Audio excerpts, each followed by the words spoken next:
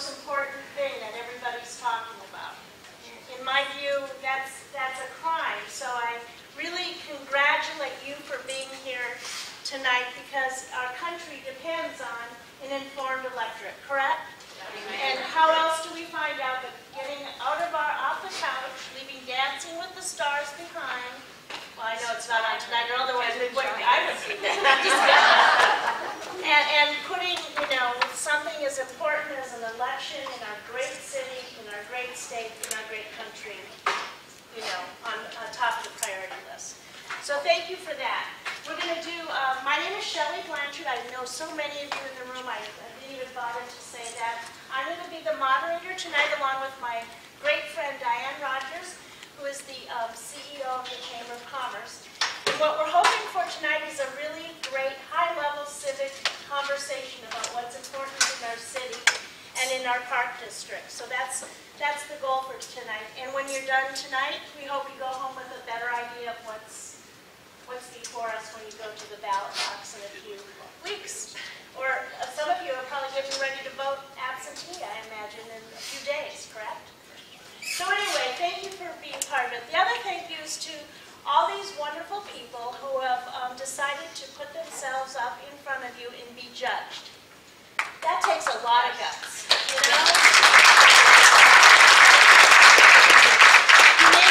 may not agree with the word that's being said by someone, but we can certainly respect that they are willing to give up their time and energy, not only to serve, but to be judged by their fellow citizens. So thank you for all of you great candidates for doing that. So tonight we're going to talk a little bit about Measure H. Then we're going to switch over to the City Council candidates. Then after that we're going to switch over to candidates for the Cordova Recreation and Park District CRPD. So we're going to cover a lot of ground. We're going to keep it moving as fast as we can. We want you to be part of the conversation. So somewhere there's a little basket with cards in it. And so if you have questions you'd like us to consider, we're well prepared if you're not. But if you want to tickle our brains a little bit about questions, please go ahead and fill out a card. You don't have to put your name on it or anything. We just want to hear what's on your mind.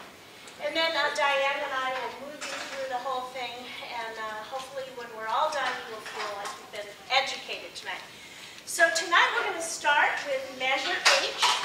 Measure H is proposed by the City of Rancho Cordova, who on July 21st placed this measure on the ballot. And this is for your consideration. It will be up to you, the voters, to decide if this Measure H is passed or not. So you have your say here. This is what it says. Quote, to enhance city services, facilities, and programs, including enhancing anti-gang youth violence prevention programs, increasing neighborhood police patrols, fixing streets faster, expanding children, teen, after-school programs, removing blight and revitalizing vacant buildings along Folsom Boulevard, building community facilities for seniors and working adults and children, and other general city services. In other words, to accomplish those things, shall the City of Rancho Cordova enact a half-cent sales tax that cannot be taken by the state and requiring annual audits and all funds to be spent in Rancho Cordova. That's the entire body of the language for Measure H. So here's how it works. The proposed tax would add a half-cent to the price of an item purchased for $1, or 25 cents to the price of an item purchased for $50.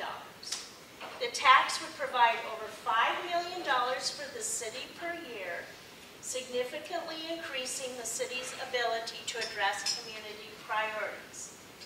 The statewide sales tax is 7.5%, 1% of which is generally distributed to counties and cities based upon the point of sale. In addition to the 7.5% statewide sales tax, voters in Sacramento County have approved a half-cent add-on tax for transportation maintenance and improvements, bringing our sales tax rate in Rancho Cordova to 8%. Everybody gets that, we're at 8% now, right? If a local half-cent sales tax measure is approved by voters in Rancho Cordova's sales tax rate would be 8.5%. The same rate as the city of Sacramento and the city of Galt.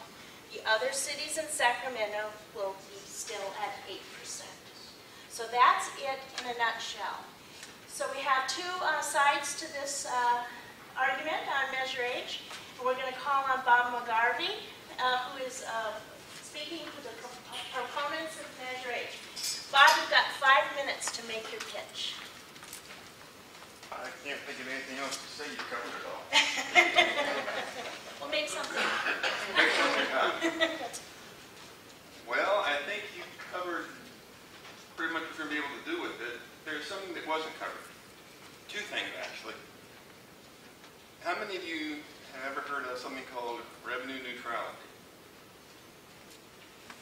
Revenue neutrality is a piece of legislation that was put into law in 1993. So there have been 12 cities that incorporated since 1993. We were number 478. There's only been 4 more since. So for the 11 years, there's only been 4 new cities in the state of California because of revenue neutrality.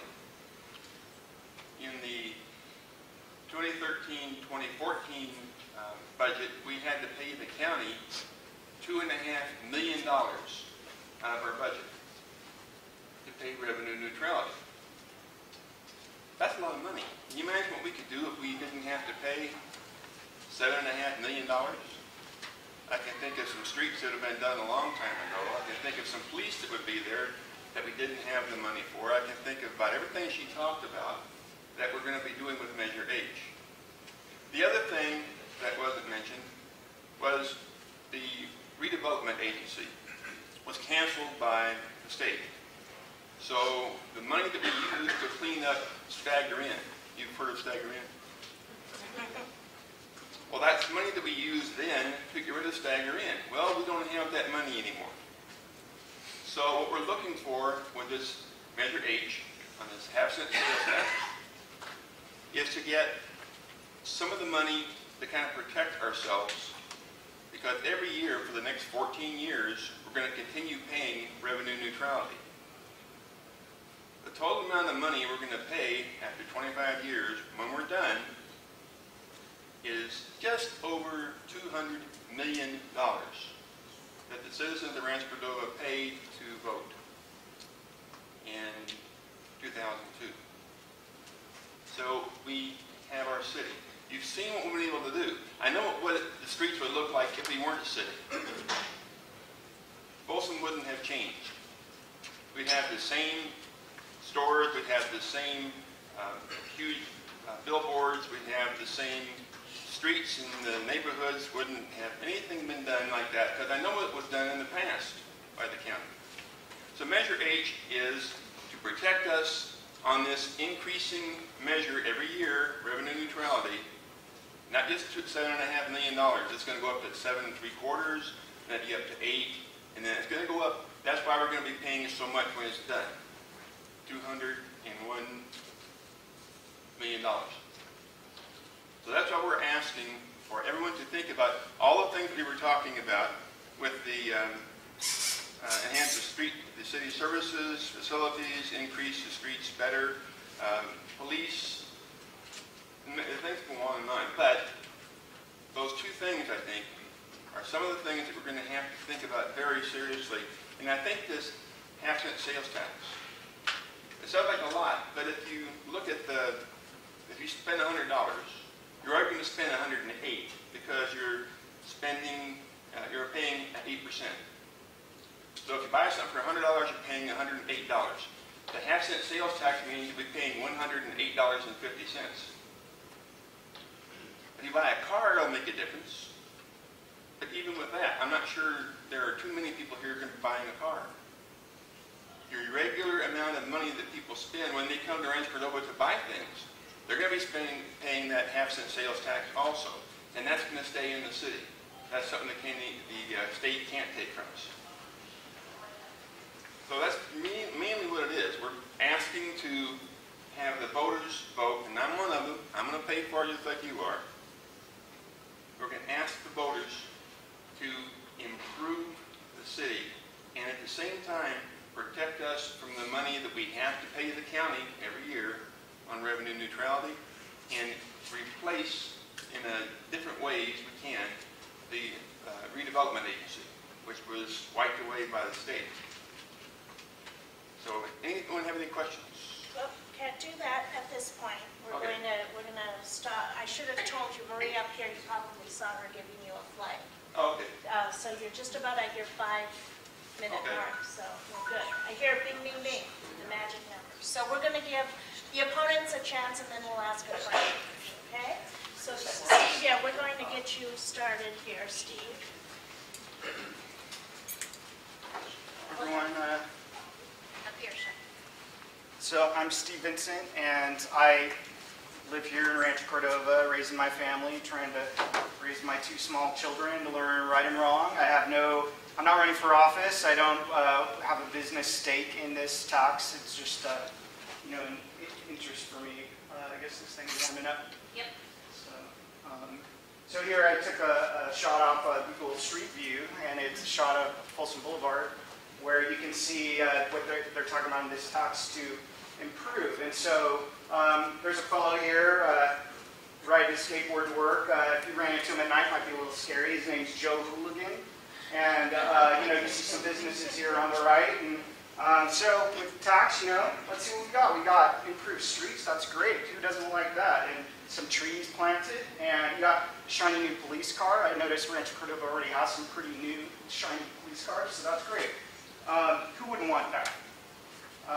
The only problem is, I have an MBA from UC Davis. I'm not a dummy when it comes to economics, and the lesson of economics is money doesn't grow on trees. So when you increase the tax and you take $5 million out of the local economy, it cuts into both probably the lower income people the most, and it also takes out businesses that have high volume transactions. So when you're raising the sales tax to 8.5% and your local communities have an 8% sales tax, you're encouraging people not to shop in Rancho Cordova. So this guy just lost his job, Joe Hooligan, and because there's a release sign here, the nice stuff store turned into dollar stuff because now people, overall are wanting to buy cheaper things, and Joe Hooligan had to invite his 2 cousins to move in with him to save on rent. So no, this is not a good thing for Rancho Cordova. But let's talk about what, she read the measure earlier, let's talk about what it really should say.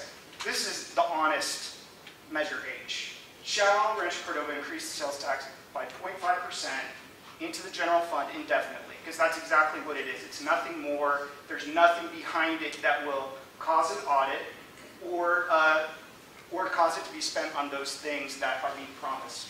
But, some people want that extra revenue in government. Maybe they want to spend it on things that they like.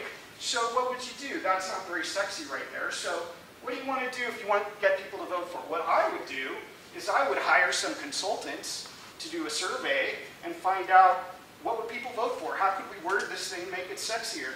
And, it's a little bit questionable legality there because you're not supposed to spend public money for campaigning, but, it's questionable, so maybe we could get by, and the working people of Rancho Cordova don't have the money to hire attorneys and fight these things. So that's exactly what happened, is a survey was done, and I found this through a records request from a document on the survey.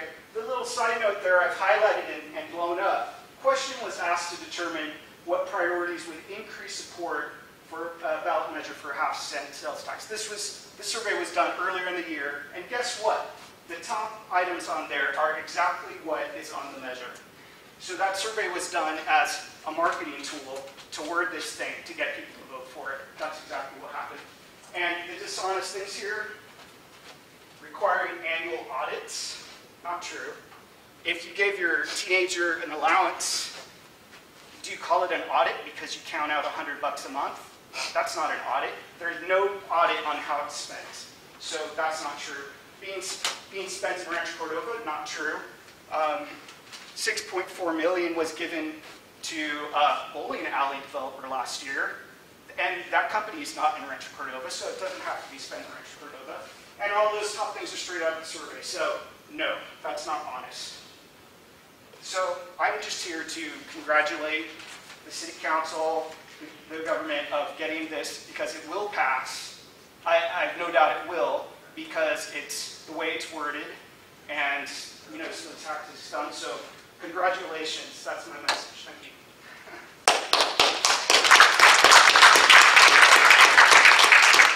Okay, so guys, why don't you come on back up, because we've got a couple minutes, and we'll throw out a couple questions, and we'll take turns answering. Steve, we'll start with you on this. If, in your opinion, because I can't frame this in any other way, if this is not passed, do you expect there would be cutbacks in public safety areas, such as police and fire? Well, that was the interesting thing, because last year when there was a little bit of a debate going about that bowling alley and $6.4 million being given to private developer to build a bowling alley. At the time, there was a local community website. I won't name names or anything, but next to our comment, there was a debate going with a local official on why don't we lower the sales tax instead of giving money away to a private developer. And at the time, this isn't related, but it's just coincidental. I find it interesting that the city of Sacramento is building an entertainment complex, and a year later they raised their sales tax, and the same thing happened here. And trying to say the two events aren't connected, I don't buy it. Bob, if this is not passed, will there be cutbacks in public safety areas such as police and fire? No. That's one of the things about this measure is we're trying to improve the safety of the city. And we've been operating in the black for 11 years. But the streets are going, when we're able to get grants, when we're able to get the tax from gas, when we're able to get the Measure A tax, when we're able to get those things, we're able to do some improvements in the roads. But I think it would be a lot better if we could get the roads done sooner, if we could have more police, and they could be in better coverage of the city of Rancho Cordova. I don't think the safety would be affected, but I think how many people who would rather not have, wouldn't you rather have an improvement rather than just the status quo? I mean, the status quo is operating in the black is good, but I can't guarantee you for the next 14 years we're going to be operating in the black when the revenue neutrality tax keeps going up every year. I think this, again, is part of the cushion that we're going to be getting from Measure H. As it'll help our safety continue, and it'll improve it, but it'll also protect us when the money keeps going up and more money comes out of our budget every year. Bob, who will decide how the money is spent, and is there a public process for providing input, or does it just go into the general fund? It's going to go into it will be audited, and it will go into the general fund, but it's going to be studied, and we're going to see what would be the best way to handle this money. It's not going to go to just anything we want. I mean, for heaven's sake, everybody knows I'm here for the money. I get $500 a month, no matter how many meetings I go to, and that's before taxes. So it's not really anything I'm going to get out of it, other than I live here. I've been here, my wife and I have been here since 1967. We've been homeowners. I want to make this city better. I'm so glad that we became the city. But I think that's it. It's not going to make things worse, but I think it will make things a lot better and a lot safer financially, and police is just one of the examples. Steve, what do you think? How would the money be spent? I mean, would there be a public process for providing input, or does it just go into the general fund? Well, we'll have bowling alley, laser tag. What's the next thing? Bocce ball court? Who knows? It's hard to say.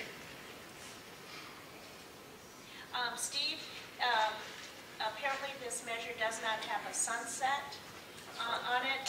What is your view of that? No. No, oh no, that's my view. Bob, apparently this measure does not have a sunset. What is your opinion on that? I think at the end of 14 years, people who are on the city council, because I don't think I'm going to be here for another 14 years. Who knows what you're going to be doing in 2 years, for heaven's sake. I think that the City Council then is going to take the time to see where the money is being spent, and they can make decisions and make changes. Any City Council can. And I think they will, to keep up with what's going on in the economy and with the city. We have a wonderful city, and the only way we can keep on going the way we are is to make sure that we have a level playing field, so to speak, financially. And if we end up being in the red because of revenue neutrality, for example, then I don't think that's going to help us. I think it's going to make it a lot better. I would just ask people to think of the last time they remember a city lowering their sales tax voluntarily. That would be my comment on that. Okay, we've got about 4 minutes left, so let's just wrap this up for your last pitch, your best elevator speech. Who did we start with? I think we started with Bob, so we'll start this time with Steve. Okay, sure. A 2-minute wrap-up, and Marie's the timer. So just in summary, you know, there's 2 parts to this. Part of it, the honesty. You know, you could vote no on this just based on the fact that the way it's worded, it's misleading, and the fact that it doesn't expire, goes into the general fund, and it's worded to make voters think that it's a special tax when it's not. So, you know, that alone, and besides the fact that taxes are bad for the economy, vote no. Bob, last word. The things that we're going to be doing, one of the things kind of interesting, I think, about the entertainment center. $5 of the $6 million on that the city's putting in is property, not finance, not money, not dollars. It's 13 acres that the city owns next to the police station, and that's where the entertainment center will be. The value of the property is most of what the city's putting into it. So it's kind of interesting that we can use that, but that's part of our giving to the city. So the people will have a bowling alley to go to, they will have movies to go to, they'll have the restaurants they've been looking for a long time. But I think this Measure H is a safety net.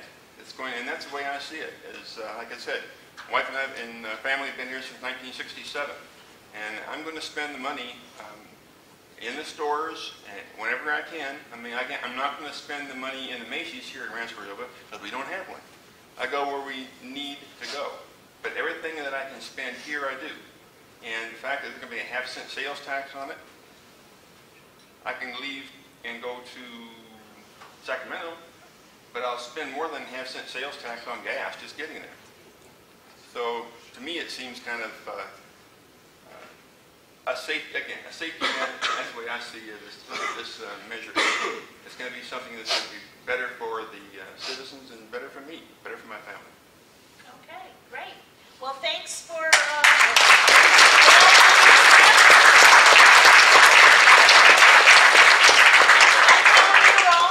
City Council members and City Council member wannabes, come on up, take a seat. I think we are, is Dean here? I think we're down one. The City Council race is, there are 2 seats up for grabs. We have a couple of incumbents running for re-election in Linda Budge. You can tell which one she is because she's the only female up here. And Dan Scoblin, our current mayor, is running for re-election. Then we have 4 challengers. We have Kevin Johnson, who is sitting right here, James Fetchy, Conrad Mayer, and Dean Michelini, who is not joining us here tonight. So, guys, we are going to get started. Just make yourself at home, get comfortable. Is everybody hearing everything? We think it would be better if we didn't have to bring up the mics. Everybody in the back can hear good. I see big heads waving. And Diane and I are going to work together on this. And we're going to start out with Linda. And we'd like to hear from each of the candidates, sort of a 2-minute opening statement that tells us a little bit about who you are and why you're running. Before you start, Linda, Marie here, everybody, is your timer, and she'll lift up the yellow thing when you're at about the 1-minute mark. And when it's red, it's time to stop talking. Let the next person talk. So she's our official timer. Okay, everybody cool with that? All right, great. Well, Linda, why are you running? Who are you and why are you running for city council? Good evening, Rancho Cordova, and thanks to the Community Council for continuing to provide this forum for us all to address you. It's such a privilege to serve on the Rancho Cordova City Council. I have enjoyed every minute of it. We have grown Rancho Cordova to be innovative, to be creative, to be responsive, entrepreneurial, and fun.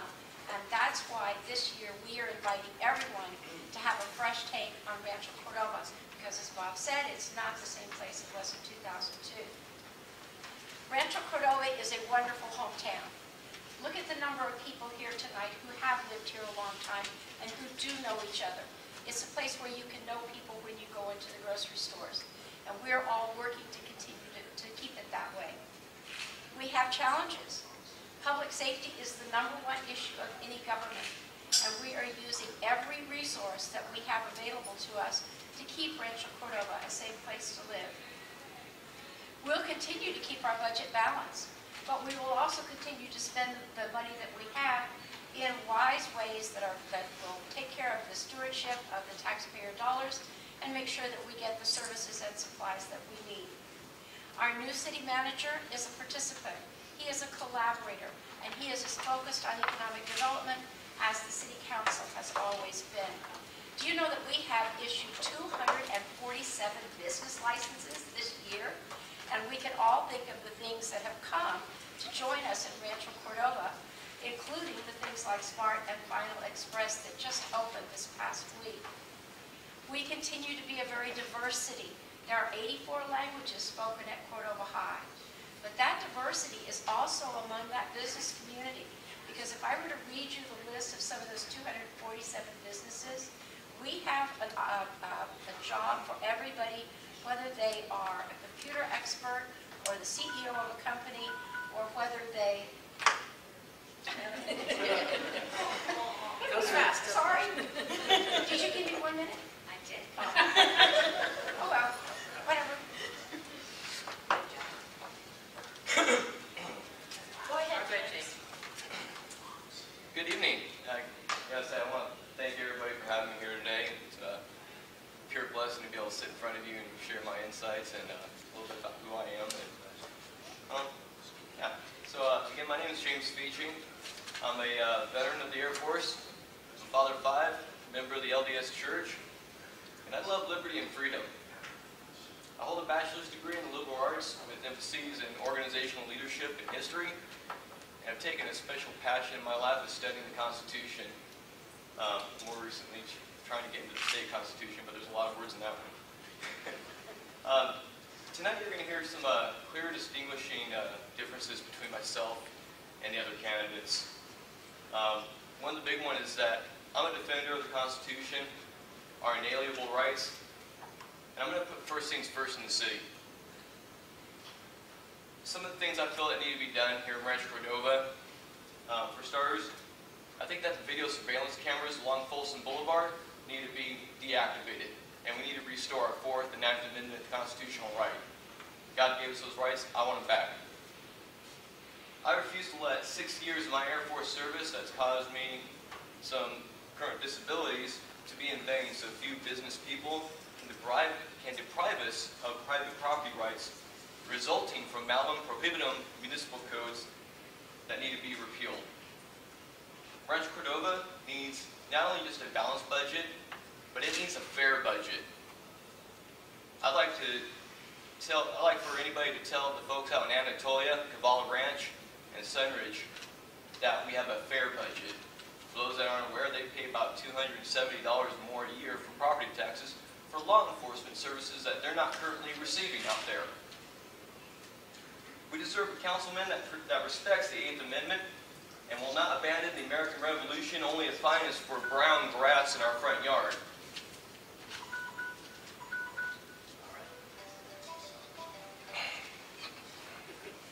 Kevin, go ahead.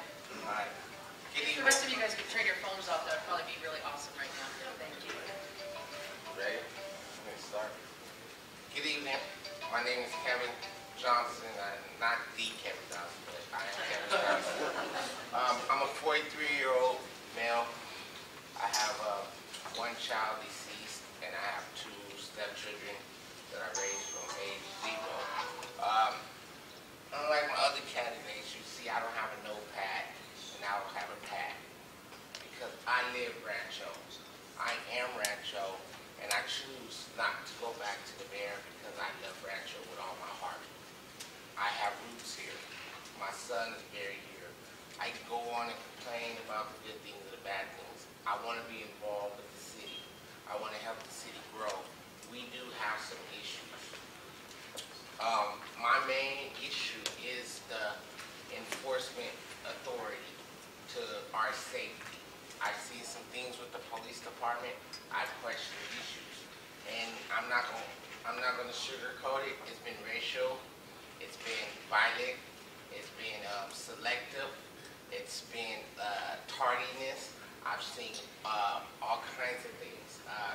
One of the issues I have when I try to go talk to somebody, and I'm pretty sure you guys have had complaints, we get told we gotta go all the way downtown to complain about something that happened in our city. Another thing is my history of working is I work with youth. I was a group home counselor from age 21 up until 38 when I had a brain tumor and I was not allowed to go back to work due to my doctor not signing off. So on that note with the children, I'm a real advocate of young people. I think the young people is our future. The young people is trying to get to where we are today. Each and every one of us out there, the young people are trying to get there. We need to get some education, we need to get some activities, and we need to get some programs for these young people. I see the young people with the pants all the way down to their pants. I think you got a red card there. Thank you. Conrad?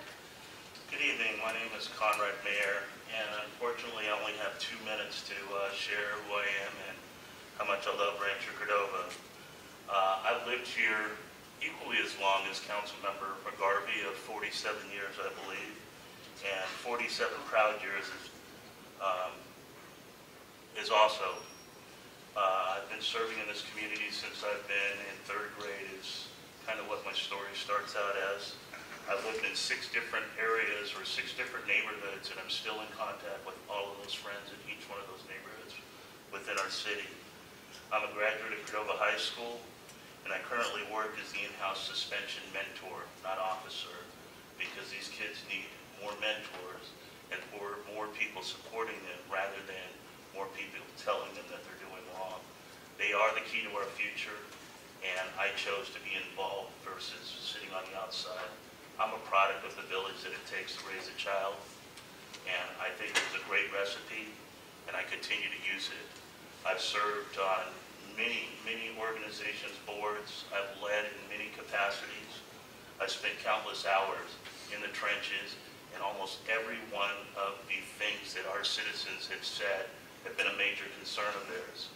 Safety, I've been on the PAL board, I've been on the Police Activities League, the Citizens Outreach Oversight Committee to the Chief. I am endorsed by a number of active Cordova High School grads and people that are serving as we speak. And those people are moving and doing things in our community, and I know I want to be there with them. I think if our community sees more people doing things and can talk to them in the process, I think we can build a better Rancho, and a quicker one at that, and maybe not using as much money. So I would like to end by saying, it's time. It's time for leadership for the next decade. Thank you, Conrad. Mr. Mayor? Thank you. Good evening, Dan Scoblin. I've been on the City Council for 10 years. Rancho Cordova's come a long ways in 11 years.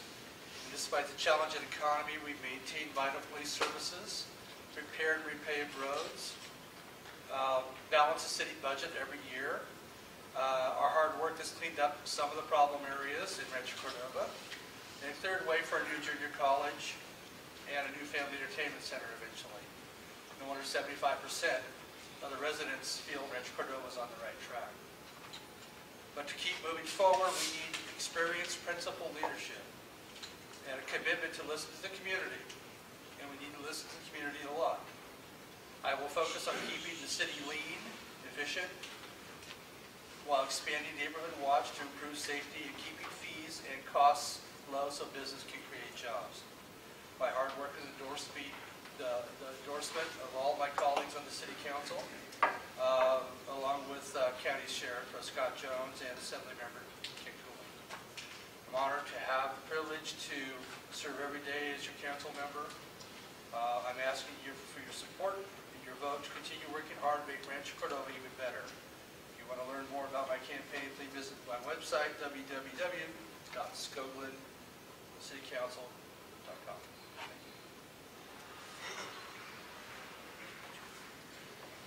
Okay, ladies and gentlemen, you heard a little bit about Measure H. We would like to ask, why do you support Measure H, or do you support Measure H, and why? And what we'll do is we'll keep rotating. So this time we'll start with James, and we'll end with Linda, and we'll, as our questions go through. So is this 1 minute, though? Oh, 2 minutes. Okay, so 2 minutes again. I'll repeat it. Do you support Measure H, and why? James? Oh, I've actually been very vocal about this as I've gone around door to door during my campaign. And frankly, no, I do not support Measure H. I would, however, support Measure H if it had some stricter guidelines written within the measure, a time frame, specific purpose, use, to where those funds are supposed to go. But I think that before we even start talking about moving forward with any new taxes, we need to take lean measures within the city. We need to reappropriate funds, and we need to reduce the municipal codes that we currently have on the books so that we can free up some of the manpower that's going into code enforcement and law enforcement, dealing with some of these malum prohibitum municipal codes. Basically laws that just have no real criminal element to them. They're just laws because 5 individuals said so. Well, thank you. That's good. Kenneth?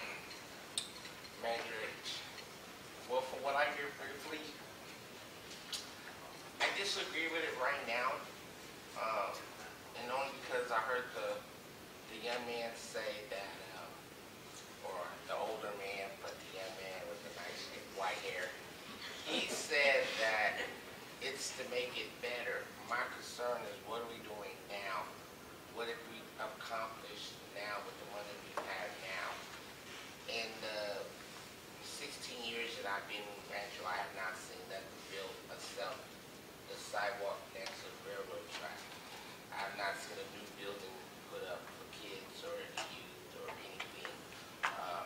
The college that you guys are putting up, and we're going to supposed to get money for that. I don't understand how we're going to fill that with our kids, because our kids are really graduating that many, which I would recommend we have another high school.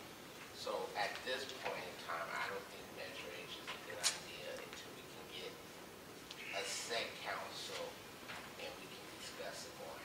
Thank you.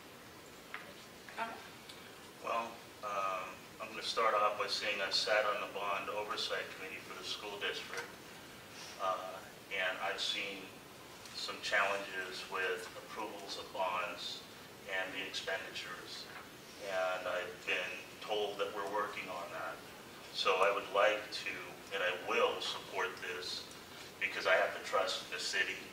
I have the trust that they will survey and they will get more city, resident input.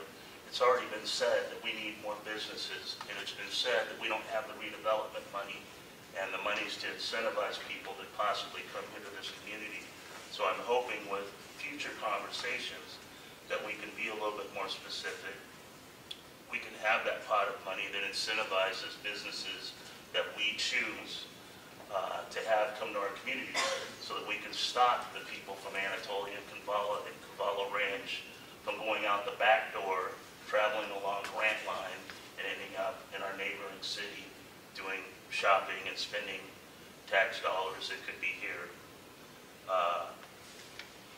I would like to see that money, if possible, and this would be my reason for voting yes, is because they would hear my input, and that input would be, those dollars have to make our community similar to our neighboring communities. Civic hall or civic centers to where we can meet and talk about issues and challenges, and a place that we can socialize and celebrate as well.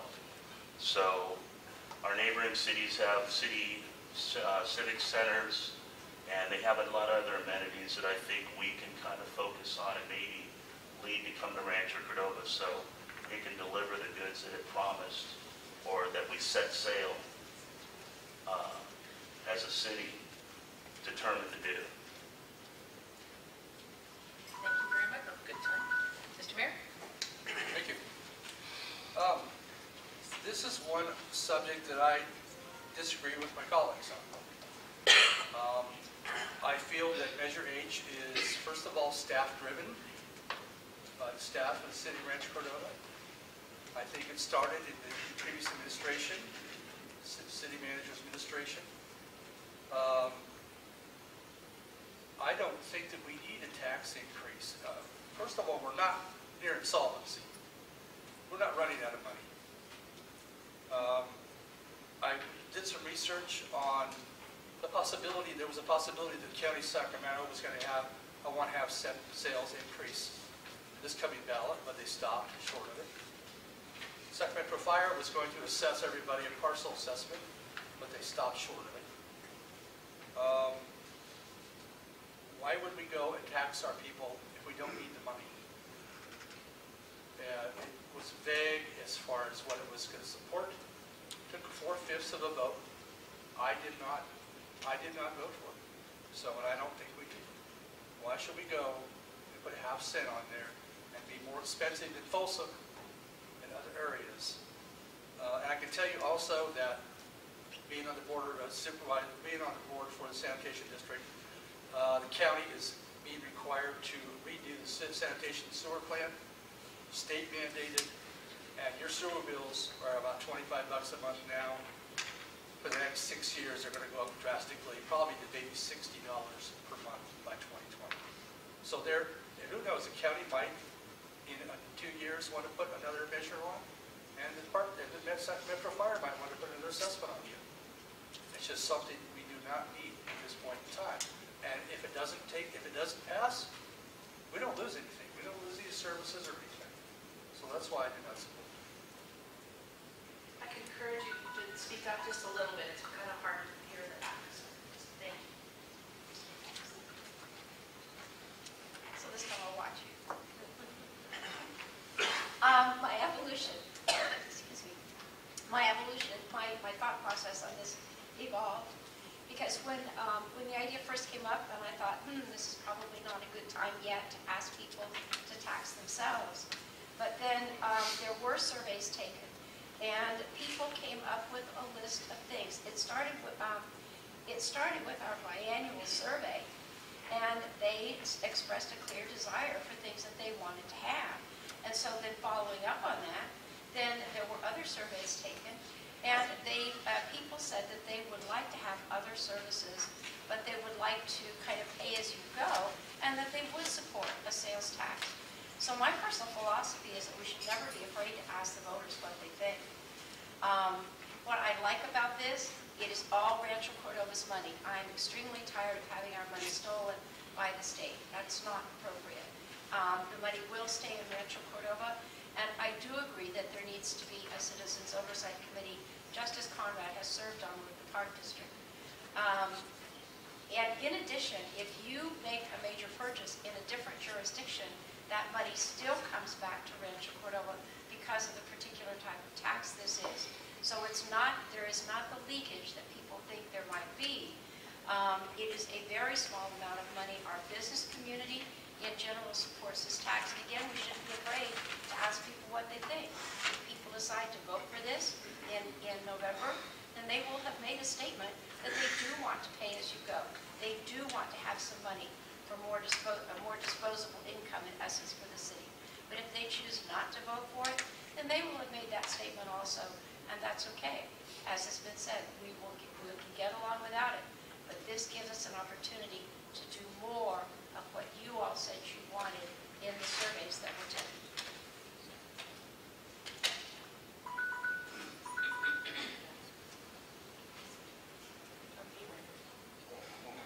Okay. All right. I'm going to try to get to some of your questions. questions, which reminds me, if you have questions, let's send them down to the end of the row and we'll pick them up. So here's one from the audience. How did the loss of redevelopment impact, oh, by the way, Kevin, we're starting with you, my friend. How did the loss of redevelopment impact the city of Rancho Cordova, and what would you do as a result? The loss of city development. Well, let's look at what we have, and then I would look at what we need. We have a police department, which we share with the sheriff's department, which I don't understand how we paying them to stay in our building, which you guys can answer that yourselves. We have a school, we need another school, so that's a public building. We have a city hall, which is a nice building because we're in it now. To just be brief, I think as a small city and as it's growing, our development is going to grow with bringing people here to develop. I think we need to start using some of these companies, these million-dollar companies that want to come in, and I heard some stuff at the last function I was at that we are getting business people. They are coming in from Elk Grove. They don't want to be out there, so they are coming in to Rancho. There are businesses coming to Rancho, and I think that we should not tax ourselves. If you want to come into Rancho, you should help build Rancho. Conrad, do you want me to repeat the question? How did the loss of redevelopment impact the city of Rancho Cordova, and what would you do as a result? I don't know. I'm going to say that I don't know specifically because I'm not a staff person, and I'm not a council member yet, I hope. But I would say pretty much the loss of redevelopment money has probably hindered our Folsom Boulevard master plan that we've been in. And because of that, we have empty space along Folsom Boulevard that is being taken up by empty space. And occasionally businesses that we don't want there. So I would say that that's the majority of how the redevelopment funds have impacted our community and their ability to reach out and bring businesses to fill those empty spots rather than let them sit. Dan, how did the loss of redevelopment impact the city of Rancho Cordova, and what would you do as a result? Well, fortunately, our redevelopment agency was not very old when the demise took place. We did lose, there was a couple of takes that the state took. They promised they would pay back, but they never did. Redevelopment helps you turn brown things into green things. So, first of all, since we've sunk probably $20 million in Folsom Boulevard, it looks totally different than it did 10 years ago. I would probably agree to that. By requiring any changes on the boulevard, especially changes in turning it over business-wise, to require a company to not only, if they alter a building, but redo the parking lot, redo the landscaping to match the boulevard would be helpful there. And then obviously using economic development to filter in certain areas. The college is going to be a great thing for Rancho Cordova. I live straight blocks from it. I watch it every day. The partnerships with the college and the high schools is going to be wonderful. I can't wait for us to turn into a college town. That's going to help us so much. But redevelopment, we didn't have a very big agency at the time, thank goodness. We didn't lose much. We own maybe 3 properties now, which we're probably going to have to sell off.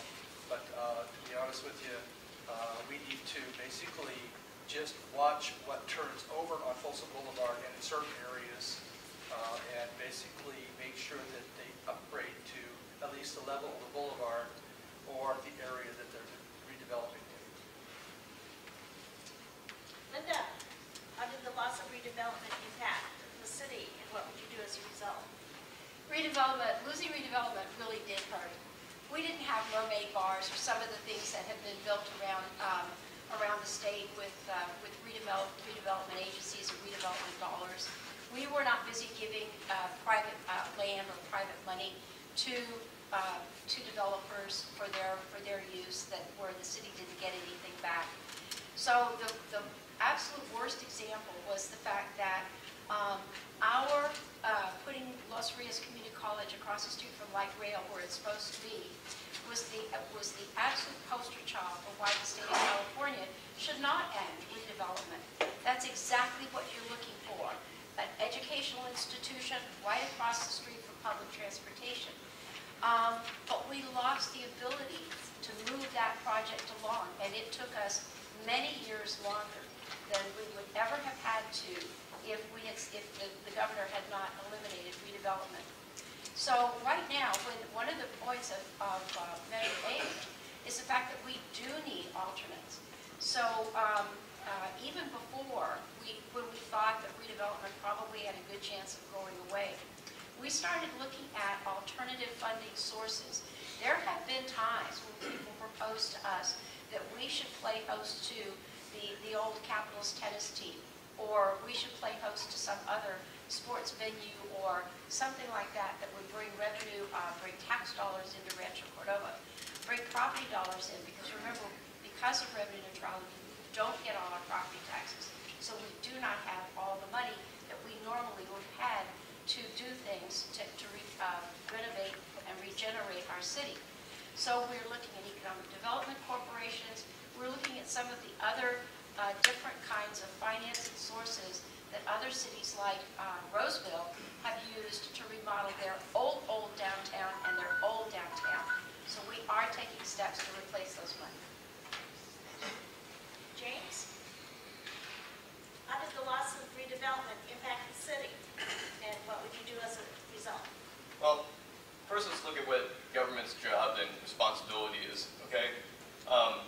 At the federal level, it's to provide national defense. At the federal level, we see the National Guard. We have a criminal system, law enforcement.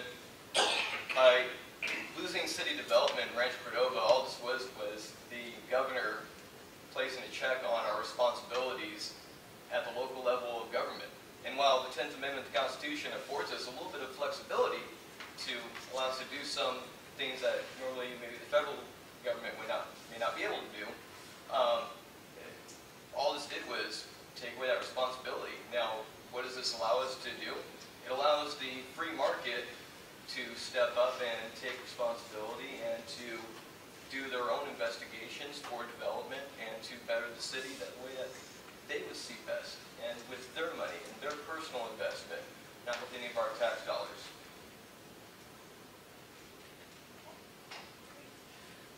Actually combining a couple of questions from the audience, so bear with me here, and we'll be starting with you, Conrad. As opposed to telling us about what others plan to do or what you are going to do in the future, could you please tell us one thing that you have done or accomplished that has benefited your constituents or the general public, or that you've personally done to contribute to the benefit of Rancho Cordova as a community? Could be service, volunteerism, things like that. Let me go back to my first question. I'm only given 2 minutes to tell you about the 47 years of service. I would, as candidate Scoblin said, Councilmember Scoblin said, I would go to my website, www.mayorforcouncil, and click on the About Me. Everything I do is for this community. And I would say that my most memorable one was in 2003 when I saw a need, and that was to raise money for after school. Actually, it wasn't after school, it was school products. They were sending kids home without paper to do homework, and myself and my classmates that are equally as passionate about this community got together and raised thousands of dollars to share with the Cordova Community Council and to give back to the school. And I never would have thought I'd be looking at a picture of me sitting on pallets of papers with principals. Usually it might be in the office with principals, but not on a stack of papers. So I would say that, and then the follow-up year where I and my classmates, because we are a team probably more so than they would like, raised monies for after-school programs and to keep after-school programs and after-school athletics at the middle school level going. Because we all know that you leave kids with nothing to do and you tell them to behave, it's probably an impossible task. So those are my two most memorable contributions to this community, and because, again, I've received, so it was only time for me to give, and my classmates felt the same. So.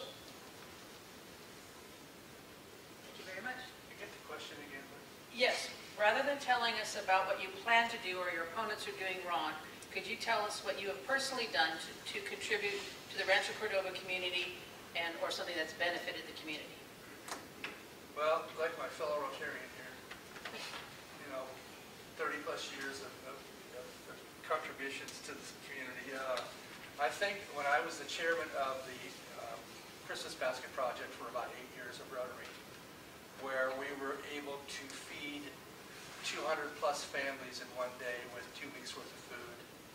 And usually my daytime job experience as being a logistical person to coordinate that. I actually took 2 weeks off before Christmas and would put that together. And it was so, when it came to fruition, it was so popular and so fun, and to see the joy that people receive getting 2 weeks, because usually the kids don't get when they're not at school, they don't get fed. So, but see people actually be so happy to get 2 weeks worth of food. And my son is in the audience here today, and when we went out one time and we took to a family of 12, I don't know how much food it was, but one of the people asked him if he was Santa Claus, and he about lost it. So, but being able to work on a public service like that was fun. And maybe I could, if I have time, maybe just as far as city tenure, believe it or not, I was able to help straighten out the garbage system when we first got it, because it was piling up on the streets, and our nomenclature from our public was, oh, we'll put it out once a year. Well, now we had 3 times a year to do it. When we had, so I worked with Allied at the time and helped them logistic-wise outreach to our people to let them know, here's how the system works. Because 2 years in a row, we got bad TV exposure for garbage piling up on the streets. So it worked out. I feel like my colleagues, Deanna and Conrad, when you've been here a long time, and we have all, Rancho Cordova is a community of volunteers. You all know that. You all are the ones who are volunteering here in the city. And starting with being elected to the Park District Board in 1978 on up to today, there is so much that I really am thrilled that we've been able to do. Saving Mill Station, some things like that, doing the Cordova Commercial Revitalization Project after Mayfair closed. But since cityhood, one of my main goals when we incorporated was to upgrade the physical appearance of Rancho Cordova, where we had gotten to after Mayfair closing, after being neglected by the county, was really not the place that any of us wanted, and it didn't give us any pride in our neighborhoods. Our homes and our neighborhoods are our biggest investment that most any of us will ever have. And so it's important that we keep the homes and the neighborhoods looking good so that people don't get up and leave us and move to new areas where things are nice and glitzy and glamorous. So I'm extremely proud of the $22 million that we have spent on Folsom Boulevard. When I talk to people who used to live here in Rancho Cordova or who haven't been through town in a while, and I tell them, have you driven Folsom Boulevard? And the ones who haven't say no, and the ones who have said, oh my goodness, it looks so different. I am really, truly proud of the way Folsom Boulevard looks. We have a little bit of section left to do, but it's really important now that we've done the physical boulevard itself to work on the neighborhoods behind it so that they complement the investment that's been made on the boulevard, and ultimately we are able to bring a new atmosphere to town as a whole. Jane? Yeah, can you ask that question again, please? Certainly. As opposed to telling us what you plan to do or what your opponents are doing wrong, could you please tell us about what you have personally done to contribute to the Rancho Cordova community? Could be service, volunteers, and anything along those lines. Well, I just want to give Ms. Angel Ball a little bit of credit. She twisted my arm and got me involved in the Ben's organization. So I've been an active volunteer with that, but I don't like to claim too much fame to that yet for the one activity I've been a part of. In 2008, my son passed away, so I had a little bit of personal stuff to kind of overcome before I started getting more active in the community. But since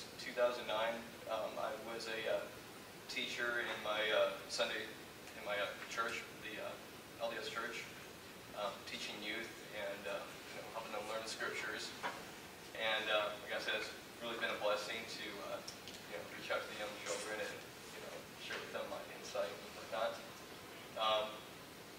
In the past couple of years, I've been writing letters to the sheriff department and to the governor, and advocating for our Fourth Amendment and Ninth Amendment constitutional right to be protected, so that we can get rid of the video surveillance cameras along Folsom Boulevard that are violating our privacy, I feel.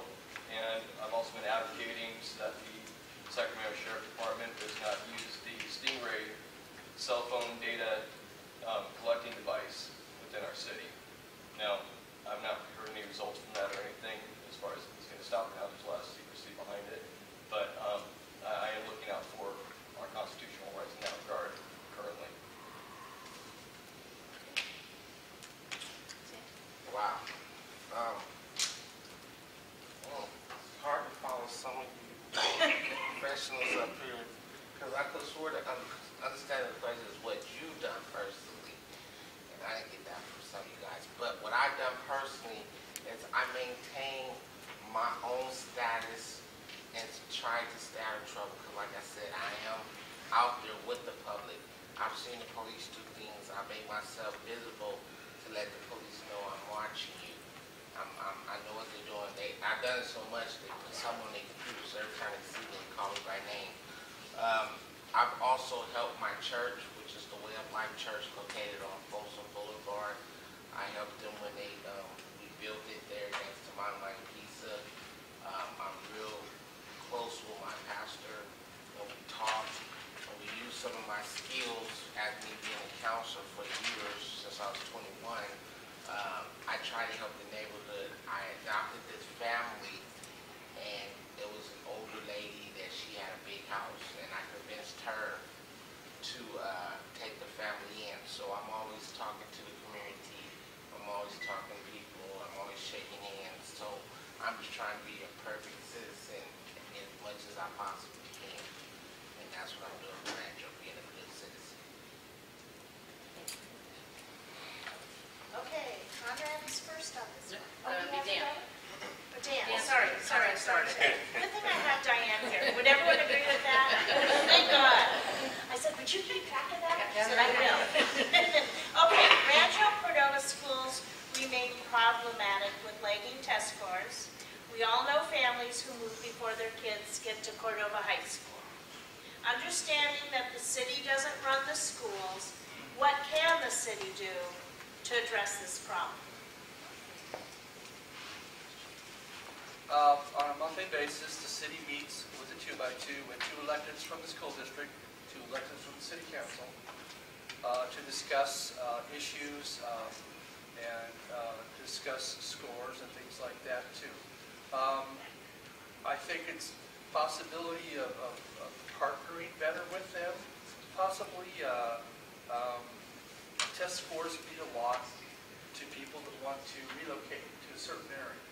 They want to see what the property looks like. They want to see what the schools are like, what the scores of the schools are, and things like that.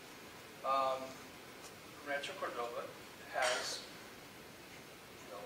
it is part of the school district. I don't know if the split, which was proposed 25 years ago, would assist in this or not. I'm not on the 2x2, which meets with the school district, so I don't have that much communication with them since my children are grown.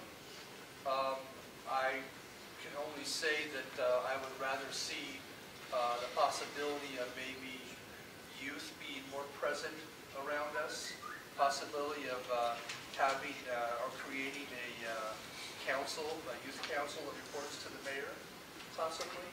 But as far as school scores, I have no idea how we can work with them to increase those.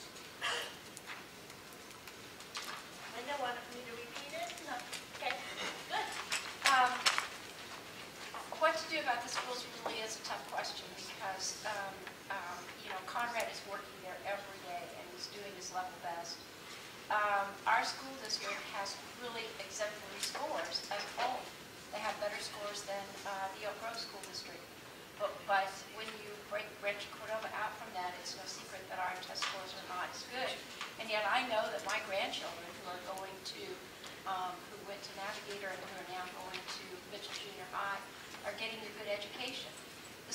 district is changing a little bit to a certain extent. They have brought the baccalaureate, international baccalaureate program to Mitchell and to Cordova High. And our granddaughter, who she's getting ready to graduate from Mitchell this year, has really appreciated that program. She's worked hard, she's learned a lot, and she's done very well. It's really a slow evolution. We do consider whether or not we should go back to 1998 and try to split the school district, and that's a difficult one. What would we gain and what would we lose? Shelley actually did a huge amount of research on what the requirements are for the giving district and the receiving district, and it would put Rancho in a very tough position. So there is no question that we do need to involve people in high school more in daily life. We need to be there in the schools, speaking to them in their leadership classes, in their civics classes, in their government classes. We've done some of that in the past. We probably don't do enough. We need to continue. One of the nicest things, Conrad asked me to participate in a leadership day a couple of years ago that Rotary had for kids at Cordova High, and I thoroughly enjoyed that. It's those kinds of things we need to encourage the kids. Well, I've actually been very vocal about this during my campaign, and some of the ideas that actually I've heard from other citizens is that we need to redefine our school district lines. Right now we've got 3 school districts in Rancho Cordova: Elk Grove, Sacramento Unified, and Folsom Cordova. Now, our the individuals that live here, a lot of them are going out to Folsom for the nice school that it is. And while I got to give Conrad a lot of credit and Kevin for their youth outreach, I think that's a great way to handle one of the symptoms of a bigger problem. If we redefine the school district lines and hold the school districts accountable for some of their spending, okay? Which those that aren't aware, I know with Sacramento Unified, there's a big financial issue going on. We've got schools that have closed down. We've got unused money. And honestly, I don't know the full scope of the problem with Folsom Cordova, but I know that one of the big ways that we can fix things is simply by first redefining the school lines and then advocate to get more parental involvement by tapping into some of our eligibility programs, our unemployment system or the EDD program. Not to say that individuals that are on food stamps or unemployed have all the time available. I think it's fair to say that they'd be able to contribute at least 4 hours throughout the month to the school system to help out a little bit. I know my wife is actually a testimony to what one parent can do helping out a classroom.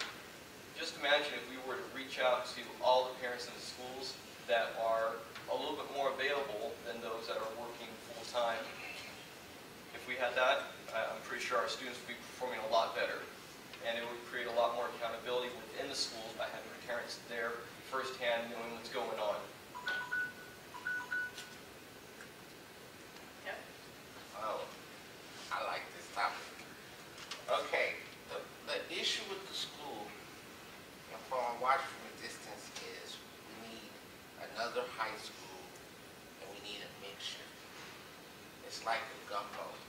I remember I was taught this in a training, is if you put a whole bunch of people in a pot, they all try to stay together, but the big crabs, they try to climb out. So if you got everybody going to one school and then they mess up, there's nowhere else to go. There's going to be problems. Kids have troubles. Group home, we have kids that have troubles. But you got to give 2 high schools. We got enough elementary schools. We have enough. We need 1 more high school. We need not more money. I mean, we got the property for another high school. We need 1 more high school to where we can split and mingle everybody. Because if you have a lot of the high-class kids and a lot of low kids, and you got this friction in school, you're going to have problems. So, since I've been getting my 1 in the morning, my primary concern is we need another high school, and we need it fast because we're losing a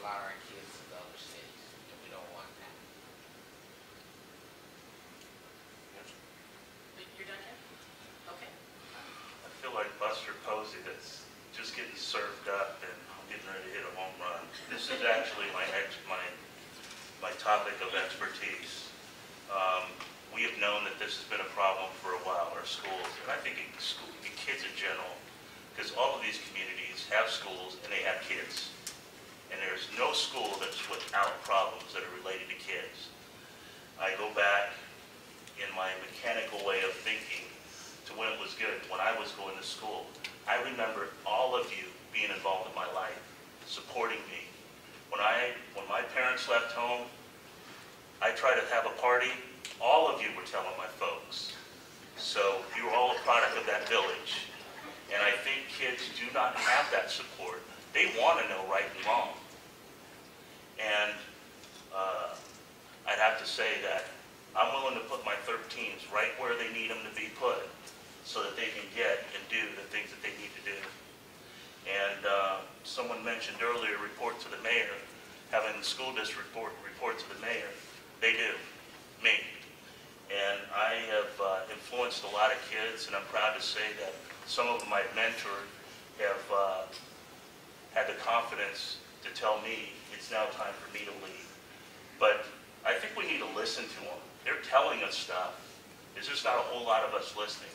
We're planning for them without their input.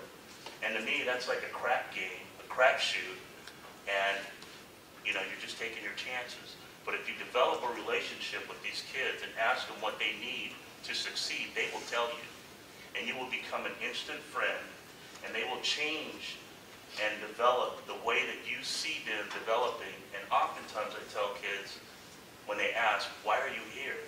I said, because I was you. And I see something in you that you don't see in yourself, which is exactly what I was told. And now there are kids, a small number of them, that are assembling to be leaders. Thank you all for honoring the time frame so much. We appreciate that. Not that we want to introduce just a little bit of controversy, but one of the questions from the audience is, what is your position on medical marijuana, and what do you think of the city's position on medical marijuana? And Linda, this is yours to start with. Lucky me. It's interesting. The city's position is another position that has evolved as we have grown and learned more about it. And there's a couple people here tonight who have helped us in our education process along the way. Most of us had no idea. Most of us had no idea that marijuana plants could grow higher than your fence and smell of the neighborhood. And the big question right now going around the county is, should we ban growing indoors, or should we ban growing outdoors? And it's a really difficult question.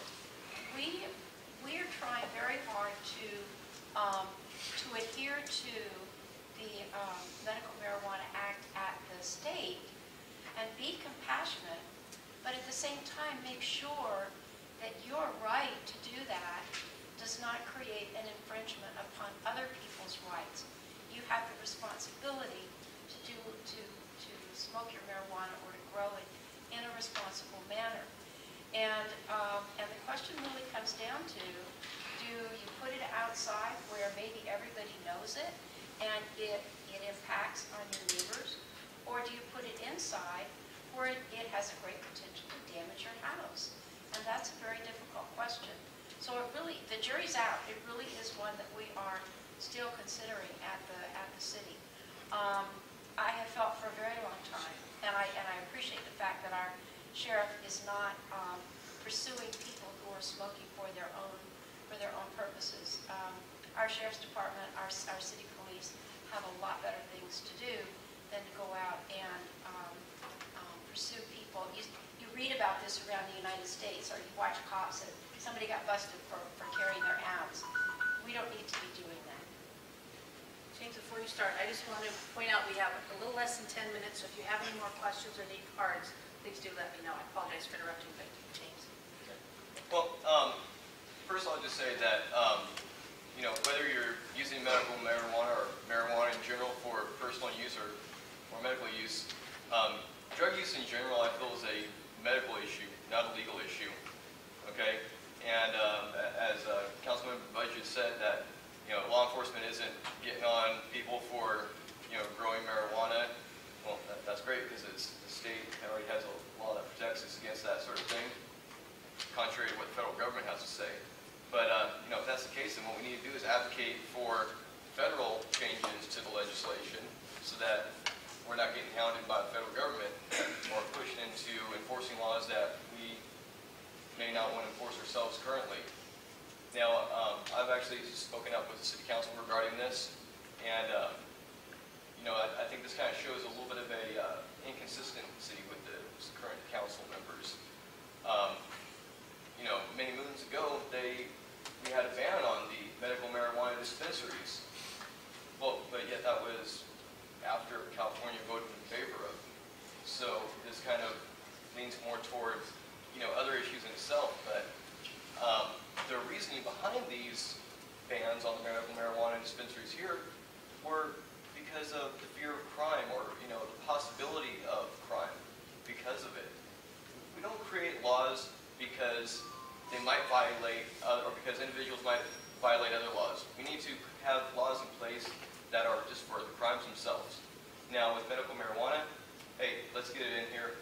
We've got plenty of veterans, we've got plenty of disabled individuals in the city that use it, and we need to have reasonable rules in place so that we're not burning down our house or burning down the neighbor's house. And that's all I got now.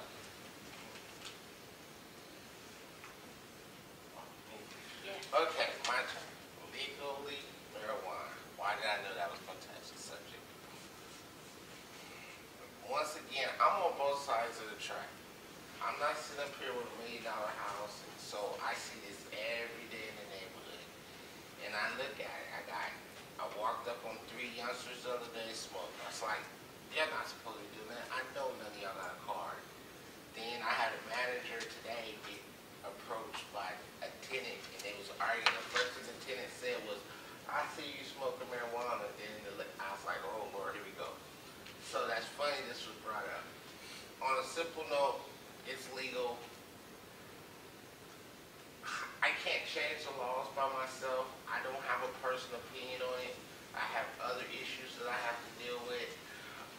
As far as Rancho concerned, if we follow the laws and it doesn't affect other people and it doesn't cringe on other people's rights, then it's there. If I go outside and somebody smoked it and my little nephew or my granddaughter is there and I tell them to stop, take it in their house, that's where it should be. And it should be your own individual. Rather than rights, it should be an individual decision. Right? It's an individual decision. That's all I can say on that subject. Make sure you speak up, just because I want to make sure everybody hears you. Were you done? Yes, yes, ma'am. Thank you very much. Conrad? The question was? What is your position on medical marijuana, and what do you think of the city's position? My position is consistent with the city, and it's because this is where my former mechanics mentality comes out. Until the feds and our state get on the same page, and I would assume that with all the monies that they have, they've troubleshot a lot of the things, a lot of the impacts that can occur from having medical marijuana either in your house, as Ms. Budge said, or in your backyard. And working with our youth, I'm especially sensitive because they're incapable of making decisions on their own because of lack of support at the home and whatnot. So until some of those things are figured out, I am consistent with the city, the state, and my own personal, and that is, now, the humanitarian side of me says that, I know that there's a lot of people that have had good results with medical marijuana, but again, until we can ensure their safety, if they're growing it inside or outside their house, because that has been a problem. When someone knows you're growing medical marijuana, or marijuana in general, well, I'm just going to share with you the incidents that I've had, or not I know of. And that's that people are growing it for other folks. So they're not legally supposed to grow it. So when someone else knows you're not legally growing something, they then force themselves in that house or on that property to take what it is you've grown. So you've just created a situation that does impact our law enforcement and does impact a community that maybe nice. It doesn't have to be upscale. This stuff's happening anywhere and everywhere. So again, I'm going to, for the third time, say that I am okay with the city stance and federal government as well. We currently allow a certain amount to be, a certain area to be grown indoors at this time. And that's what we have allowed. And obviously that is a concern for our code enforcement because indoors includes electricity and lights for drying and things like that. And that is where we stand right now. So obviously I'm going along with that route. We, in the past, when we did allow to have people grow outdoor grows, we did come across a lot of problems, a lot of neighbors that had problems with the stench, neighbors that were concerned because of grows next door that they were going to get ripped off or robbed.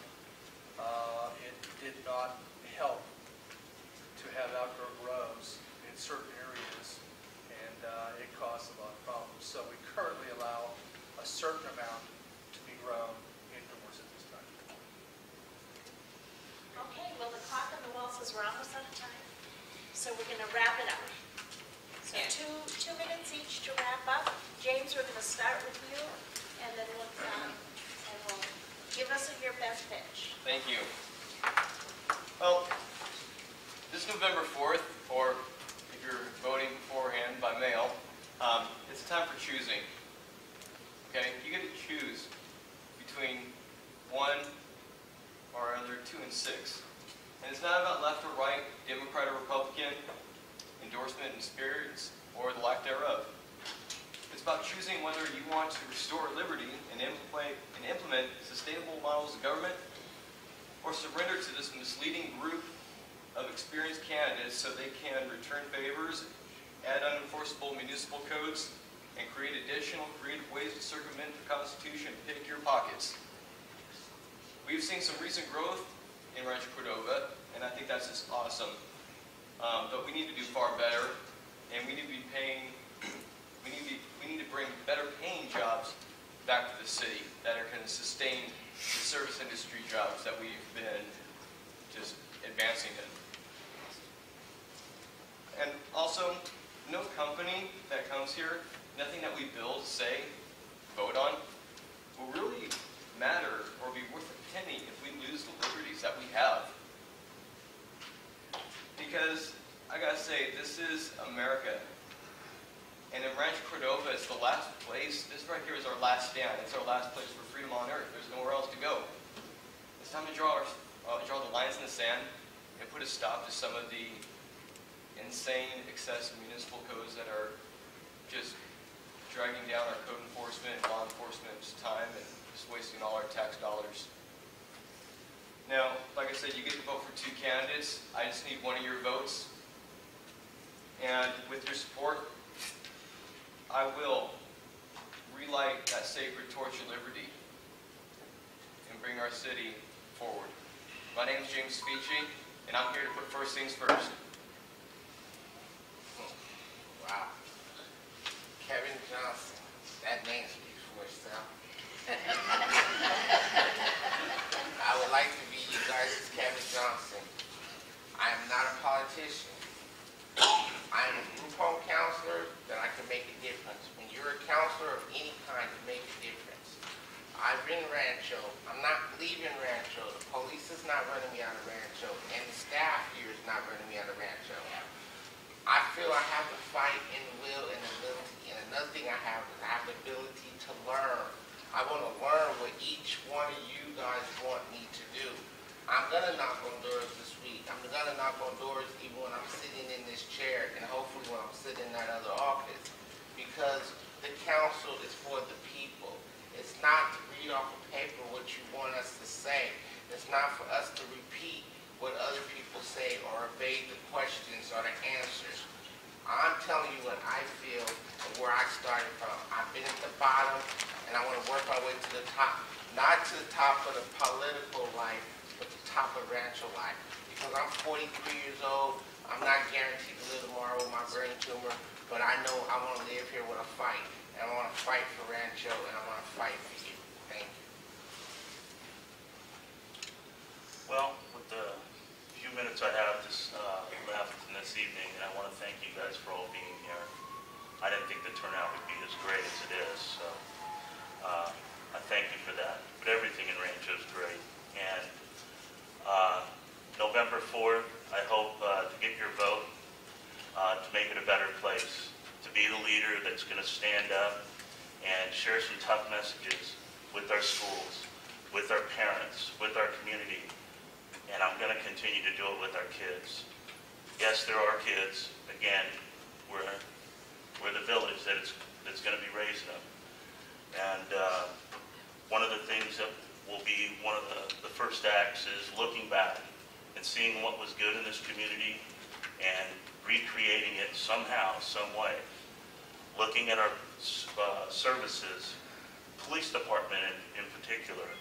We used to tout community policing, and I think that means where we're all involved and we all then are engaged and we can share the information with our police department so that services isn't our priority spending, budget expenditure.